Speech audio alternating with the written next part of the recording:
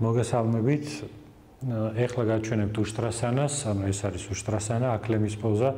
არ ვიცი რამდენად გავს აკლემს, შეიძლება არ გავს. მოდით თავიდან აუხსნათ უშტრასანა როგორ უნდა გავაკეთოთ. ყველა პოზა უნდა დავიწყოთ სწორი საყრდენის მოძიებით. და აქ რო განსაზღვროთ, ზონა უნდა იყოს, ანუ ფეხები უნდა იყოს მენჯის სიგანეზე, სიმძიმის ცენტრი. და ძალიან განზე არ უნდა გაიშალოს, ესე არ უნდა გაიშალოს განზე. და გასაზომად შეგვიძლია ესეთი ბლოკიც გამოვიყენოთ, რომელმუდმივად მნიშვნელოვანი არის, რომ შეგრძნება გქონდეთ, რომ შიგნით უჭერთ.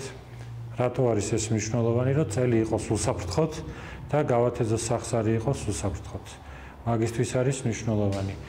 და ასევე სტაბილური საყრდენი რო ვიპოვოთ, ტერფებიც უნდა იყოს დაშორებული. ანუ ეს რატო არის მნიშვნელოვანი? იმიტომ რომ ეს რო არ იყოს, მაშინ ტერფები რო ესე შემოვიდეს, აი ეს მოძრაობა არის მენჯბარძახის სახსრის გარე და შიდა როტაცია. და ამ დროს მნიშვნელოვანია, რომ ფეხები იყოს შიდა როტაციაში, ანუ უნდა გრძნობდე, რომ თითქოს ბარძახებს შიგნით ატრიალებ. და ესეც ეხმარება, რომ ეს შიგნით შეტრიალება ეხმარება, რომ წელზე მოიხსნას კომპრესია, ანუ აქ არ იყოს ზედმეტი დატვირთვა.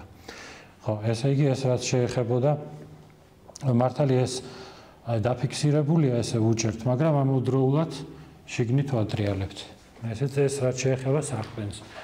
შემდეგ უნდა ვიპოვოთ ნადრეკი, ანუ ეს ნადრეკი მდგომარეობა წელის ნაწილში და ხელები დავიჭიროთ ან შუბლთან და ვეცადოთ, რომ გულმკერდი ავწიოთ მაღლა. აი ეს არის მნიშვნელოვანი. ნადრეკი ნაპოვნია, საჯდომი არ არის ძალიან დაძაბული, ფეხებმა უნდა იმუშაოს აქ, გულმკერდი ავწიოთ რაც შეიძლება მაღლა, თავი ჯერ ცოტა დაბლა არის სახრელი, ესე შეგვიძლია და გადავიხაროთ ისე, რომ გულმკერდი გავშალოთ და ფეხები შევინარჩუნოთ ამ მდგომარეობაში. აქ უნდა დავჭიმოთ აუცილებლად მუცელი. ეს არის ძალიან მნიშვნელოვანი. ამ პოზაში მთელი, ასე ვთქვათ, სწორი შესრულება დამოკიდებულია მუცლის გამოყენებაზე და ბოლოს ხელები დაუშვათ. მუცელი თუ დაჭიმულია, ესეც ეხმარება, რომ წელი არ დაიტვირთოს, ასევე შიგნით კუნთი, ანუ ფსოაზი ქვია, ეს კუნთი ფეხთან არის კავშირში, ესეც უნდა იყოს დაჭიმული, ესე იგი მკერდი არის მიმართული ზემოთ. იმისთვის, რომ გულმკერდი გაიშალოს, აქაც მხრის შიდა როტაცია არის მნიშვნელოვანი.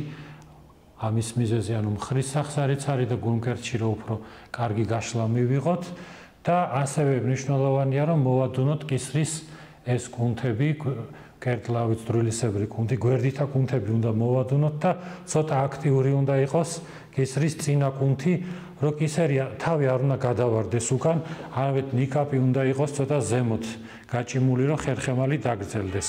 ასეთ შემთხვევაში მოხდება მალების დეკომპრესია. ეს სასარგებლო არის ხერხემლის აღდგენისთვის და კარგი იქნება თუ ამას გავაკეთებთ. კარგი იქნება თუ ამას გავაკეთებთ შვილის პოზის შემდეგ.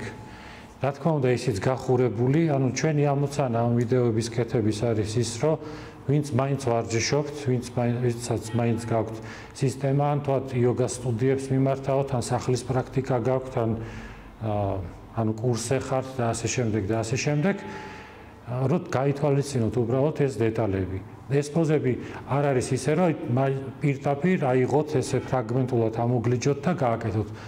მაგის წინ ჯობია რომ გახურდეთ კარგად და შემდგომ გააკეთოთ უკვე ეს პოზა. მოკლედ ეს იყო უშტრასანა. აქაც კიდე ერთი დეტალი რო არ გამოგჩეს, როდესაც უკან არის თავი გადაწეული, აი კიდე ერთხელ გავაკეთოთ.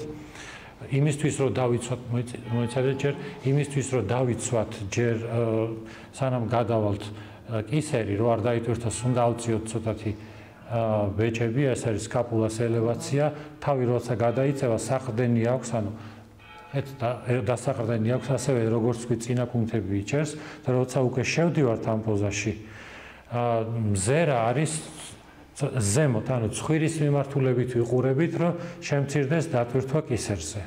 აი ეს არის მნიშვნელოვანი, ესე იგი ისევ მივაქციოთ ყურადღება. ფეხები ერთმანეთისკენ არის მოჭიმული და შიდა როტაციაში არის, მუცელი დაჭიმული არის, კერდი ზემოთ არის მიმართული და კისრის წინაკუნთები აქტიური არის, ხო, და ხელებიც შიდა როტაციის მდგომარეობაში. მოკლედ, თუ გინდათ რომ გაიჯანსაღოთ ხერხემალი და თუნდაც პრობლემური დისკების დეკომპრესია მოხდეს, ესეთი ფორმით უნდა შესრულდეს ეს პოზა. მადლობა თაკო.